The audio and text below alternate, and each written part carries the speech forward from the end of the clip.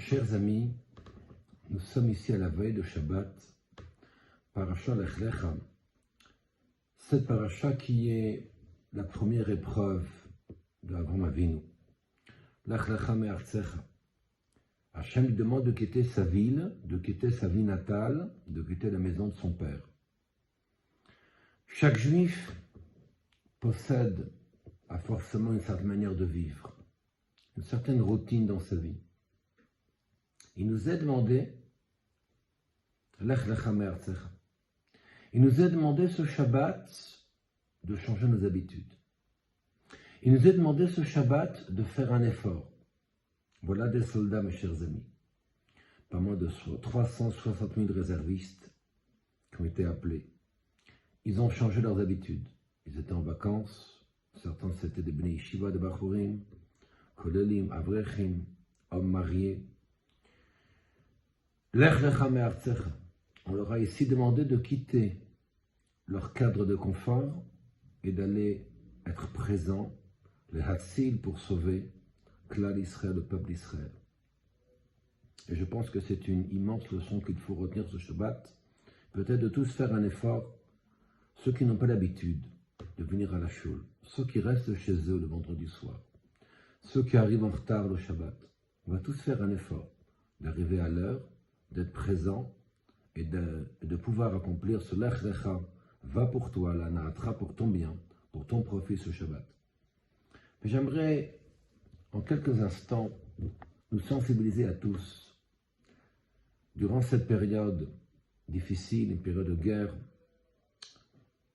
nous devons ici mettre l'accent sur l'étude de la Torah.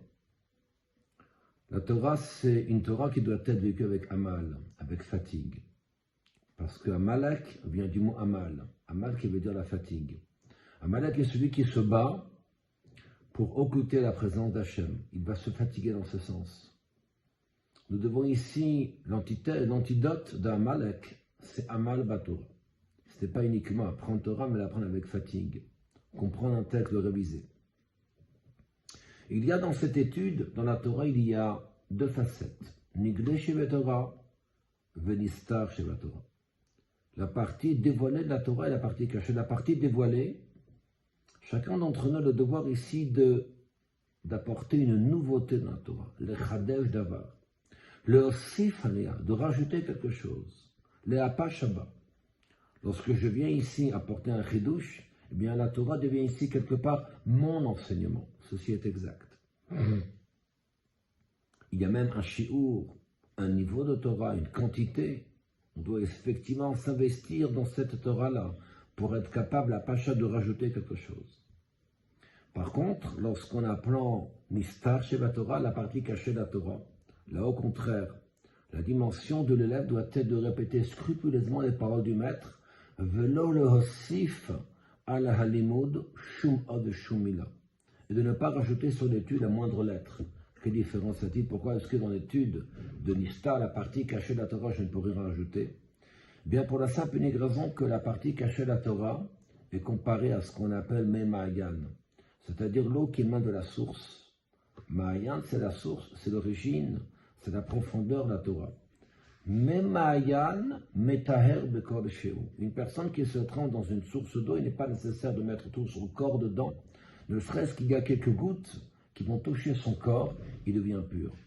Dans l'étude de la Chassidoute, la manière idéale de pouvoir s'imprégner dans l'étude n'est pas de rajouter quelque chose de nouveau, qui soit de son propre chef, d'apporter un chidouche. Le but, c'est de répéter les paroles du maître pour être connecté avec le Ma'ayan, avec la source. Et c'est ainsi que l'homme est capable de se purifier. Lorsqu'il apprend Chassidoute, lorsqu'il apprend ce qu'on appelle les secrets de la Torah.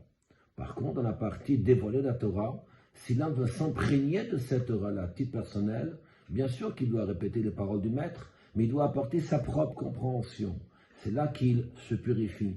C'est là qu'il a apporté ce chidouche. Pourquoi? Parce que finalement, la partie dévoilée de la Torah n'est pas le Ma'ayan, ce n'est pas la source de la Torah. Il y a une interruption avec la source, il y a quelque part une interprétation qui doit être donnée, qui a été donnée par nos maîtres, qui a été donnée par ce Kol Torah, par cette voie ininterrompue de Torah, qui doit également être la mienne et chacun d'entre nous.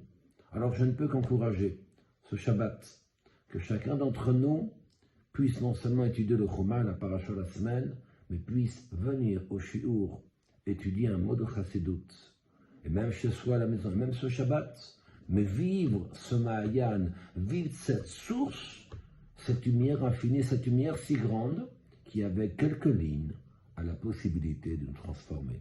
Shabbat Shalom à tous.